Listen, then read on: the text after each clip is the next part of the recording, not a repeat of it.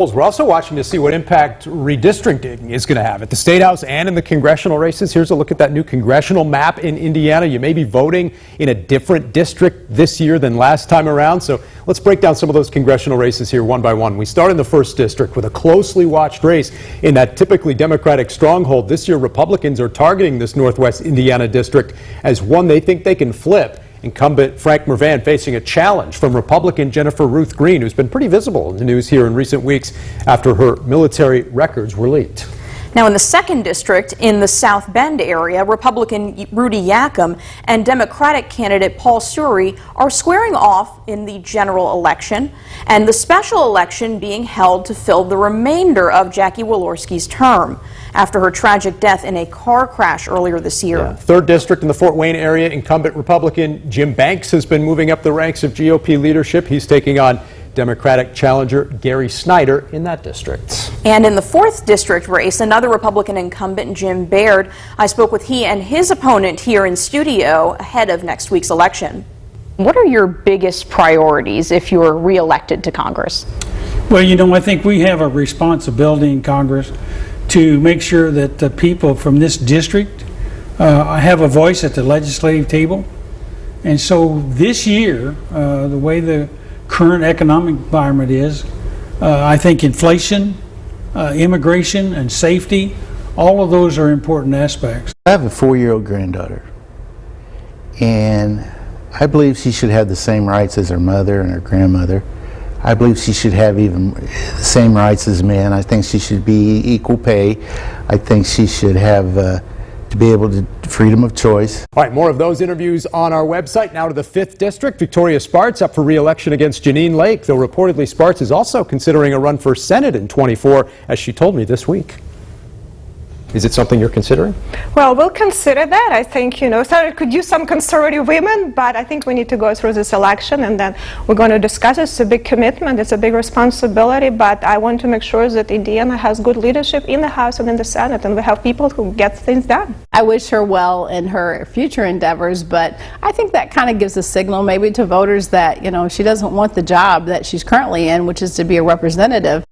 All right, of course, Spartz is from Ukraine. She's made visits there throughout the current conflict, but was also critical of some in the Ukrainian government, accusing both Presidents Biden and Zelensky of playing politics.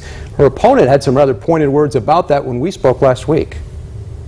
She has repeatedly derided everybody but Putin, which is a problem for me. She's a Putin apologist. She's pro-Russian.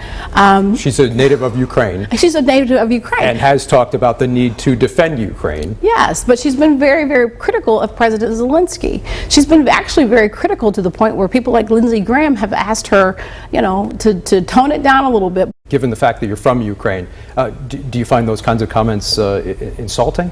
And I went through a very, very heavy, race last year, and a lot of things, make me upset. But ultimately, people have the right to say even the craziest things. My job is to make sure that I do the right thing for the people that I represent. And it's a very serious war. I'll be telling you, I've been there on the ground and see what's happening, and the brutality of that war. It's unimaginable that we have it in the 21st century, but we have to make sure that these resources get to the right people, and that needs to make sure it happens with congressional oversight. So I would say the contrary. Putin wants no oversight, so it is actually pro-Ukrainian to have oversight of the money and weapons we send there. All right, we'll have more of that interview on our website as well as we move now to the 6th district. Yeah, that's right, Dan. That now includes the south side of Indianapolis. Recently, I sat down with Republican incumbent Greg Pence and his Democratic opponent, Cindy Worth. I don't hear anything about this out in the district. Again, as I said, inflation is what folks talk about. What are you doing to be competitive in the race? So I'm on the ground every single day talking to voters in every one of the 11 counties in the new 6th district. And what I'm finding is that people are ready for change. All right, we'll have more of those interviews online. Now to the 7th district, which now includes the north side of Indy, where Congressman Andre Carson is seeking re-election against Republican Angela Grabowski. The economy is at the top of everyone's minds, but the truth is that we've been able to come back from the job losses during the pandemic stronger than ever. Bringing our inflation to the 40-year highs, bringing the cost for food and groceries to where they are right now, and people can't afford them. I want all of these regulations to be gone. All right, they both had a lot to say last week. More from both candidates online, but now to the 8th. That's right, Congressman Larry Bucshon running for re-election in the 8th District, which covers southwest Indiana. He's running against Democratic candidate Ray McCormick. Finally, in the 9th District, another open seat. It's Republican Erin Houchin, who was just endorsed this week by former President Trump. She met with him and several congressional Republicans here in recent weeks. Houchin running against Democratic candidate Matthew Fife there in the 9th District. We spoke with both of them recently. We have both of those interviews on our website as well. All right, so those are Indiana's congressional districts. And Kristen, obviously the balance of power in Congress, something that we'll be watching closely on election night as well. Yeah, that's right. Republicans are hoping to retake control of the House, where Democrats currently hold 220 of the seats as opposed to Republicans 212.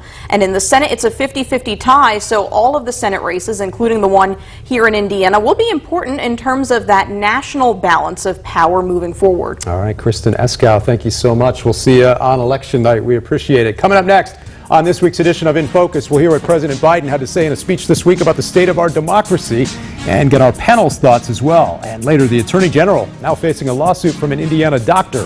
We'll have the latest coming up next.